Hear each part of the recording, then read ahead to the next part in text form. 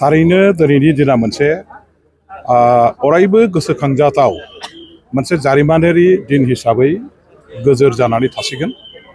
जोंनि थाखाय मोनसे देरगाथाव आरो मोनसे गौरबनि बाथ्रा जे बर'फोरनि थैजों जोनोम मोननाय बिटिसिनि गिलु फालु मोनसे पृथिबीखौ सोमावग्लुंनो हानाय आन्दलननि गेजेरजों आरो बड'फा उपेन्द्रनाथ ब्रह्मनि बे दैदेननाय आन्दलन, बे आन्दलननि जोबथा बुब्लियाव फैयै फैयै हाग्रामा महिलारि दैदेननाय बिएलटि आरो आबसु बिपिएससि गासैबो बर' रायजो राजानि हेफाजाबाव जे खालामनाय सुक्ति, बे बिटिसि नामै जे जों सिक्स सिडिउल प्रभिजन मोननाव मोनसे एरेन्जमेन्ट मोनबाय।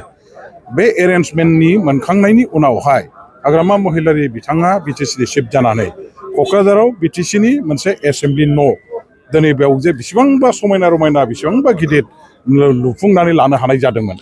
बे एसेम्बलिनि न'आवनो दिनैहाय आसाम बिधान सभानि बाजेट सेसननि मोनसे जथुम्माया 2025-26 सननि थाखाय जे मोनसे बेवहाय सावरायजेननायनि हाबाफारि हिसाबै जे बाव दिनैहाय जिरायफैदों।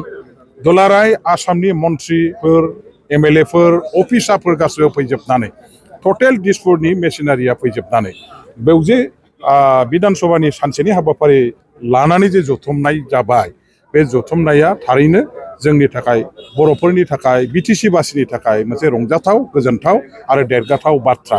हाग्रामा महिलारि बिथांखौ जों धन्यबाद होगोन। बिथांनि गेजेरजों जोङो बिटिसि सुक्ति खालामनायनि उनाव बिथाङा सरकाराव थानानै जे मोनसे बेसेबांबा गिदिर समायना रमायना एसेम्बलि हाउस लुनो हाबाय बिटिसिनि।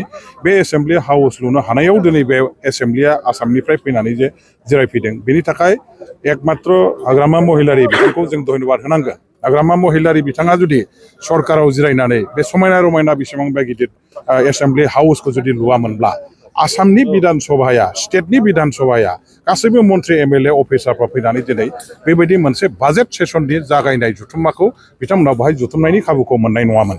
दिनै हाग्रामा महिलारि लुफुंनाय बिटिसि सरकार दानानै बिथाङा जे बेखौ माने मावफुंनानै मोनसे जाफुंसार मोनसे जथुम्मा हिसाबै गथायनो हादों आरो बेनिनो बे जथुम्माखौ दिनैहाय बेयाव जिरायफैनो हादों। बेनि थाखाय जोङो हाग्रामा महिलारिखौ धन्यबाद होनांगोन। बड'फा उपेन्द्रनाथ ब्रह्मनि सोमावसारनायनि गेजेरजों बिटिसि जाबाय आरो बे बिटिसि सिक्स सिडिउलनिनो दिनै बे हायाव, बे बिथायाव फैनानै आसाम गभर्नमेन्टआ, आसामनि मुख्यमन्त्रि, एमएलए गासैबो मन्त्रि मल्लाफ्रा बड'फा उपेन्द्रनाथ ब्रह्मखौ दिनैहाय बिथांमोनहा जे बिबार बावलांबाय आरो हाउसनि सिङाव आसामनि मुख्यमन्त्रिया बारे बारे गले गले जे बड'फा उपेन्द्रनाथ ब्रह्मखौ रायखां बिथाङा जे मोनसे आबेगिक भाषन होबाय, इमसनेल मोनसे स्पिच होबाय, बेयो थारैनो जोंनि थाखाय देरगाथाव बाथ्रा। जों मुख्यमन्त्रि बिथांखौ बाख्नायगोन, धन्यबाद होगोन। बिथाङा दिनै आसामनि बिधान सभाखौ क'क्राझाराव लाबोनानै जे जिरायनायनि थांखिखौ लादों। आसामनि बिधान सभानि स्पिकार बुंथिगिरि मानगोनां बिस्वजित दैमारिखौ जोङो बाख्नायगोन, धन्यबाद होगोन।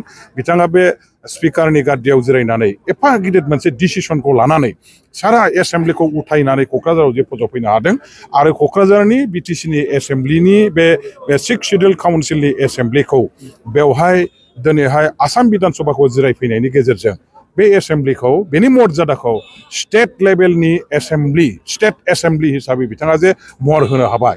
बे काउन्सिलनिल' एसेम्बलि नंला, बे स्टेट लेभेलनिनो एसेम्बलि बे सारियाव जे लाबोनो हाबाय, बे मर्यादायाव जे लाबोनो हाबाय, बेनि थाखाय जोङो बिस्वजित दैमारि बिथांखौ धन्यबाद होनांगोन। बाखि एजेन्डा हिसाबै सिक्स सिडिउल अट'नमास काउन्सिलनि सायाव जेरैबायदि बेवहाय दिनै बयबो एमएलएफ्रा, मन्थ्रिफ्रा आरो मुख्यमन्थ्रिया जोबथारनायाव जे मोनसे भाषन लाखिबाय जे बिथांमोनहा सिक्स सिडिउल बे बिटिसि ओनसोलखौ सारिउफाले जौगाखांहोनायनि थाखाय बेसेबांबा गिदिर माखासे परिकल्पना लानानै खामानि मावनायनि थाखाय दिनै घोषणा होलांदों। जौगाखांनाय, सान्थि अरायथा रोखोमै गायसननाय, गुबुन जाथि जनगोष्ठीनि गेजेराव खौसेथि, अनलायनाय आरो गोरोबलायनानै बेवहाय मोनसे गोजोनै रायजो जानायनि मोनसे थासारि सोरजिनायनि दिनै रड मेपखौ जोंनि आसामनि मुख्यमन्थ्रिया बेवहाय बिथाङा बेखेवनानै बुंफ्रुना होलांबाय। आं सानो दिनैनि बे सावरायनाया जोबोरैनो ओंथि गोनां, जोबोरैनो मोनसे गोसोखांजाथाव आरो माने गोजोनथाव मोनसे सावरायनाय जादों आरो जों आसा खालामो बिथांबायदि मुख्यमन्थ्रि थायोबा बड'लेण्ड ओनसोल बर'फोरनि पके 6 सिडुलनि पके बिथाङा जेरैबायदि माखासे खामानि मावनायनि बिबान लानानै दिनै बाथ्राखौ बुंबाय माने गावनि दायबद्धता कर्तब्य माने पालन खालामनायनि बाथ्रा बिथाङा बुंबाय आरो बयबो मन्थ्रिफोर एमएलएफोरखौ सब बेवहाय जेफोर फैदों बिथांमोनखौबो जयैनो बिटिसिनि फारसे बा माने बिटिआरनि फारसे बिटिसिनि बर'फोरनि फारसे बिटिसिआव थानाय रायजोफोरनि फारसे मोजां नोजोर पजिटिभ एटिट्युड लानानै खामानि मावलांनो थाखाय जे बिथाङा मोनसे दायित्व कर्तब्य गथायदों बे थारैनो बाख्नायथाव।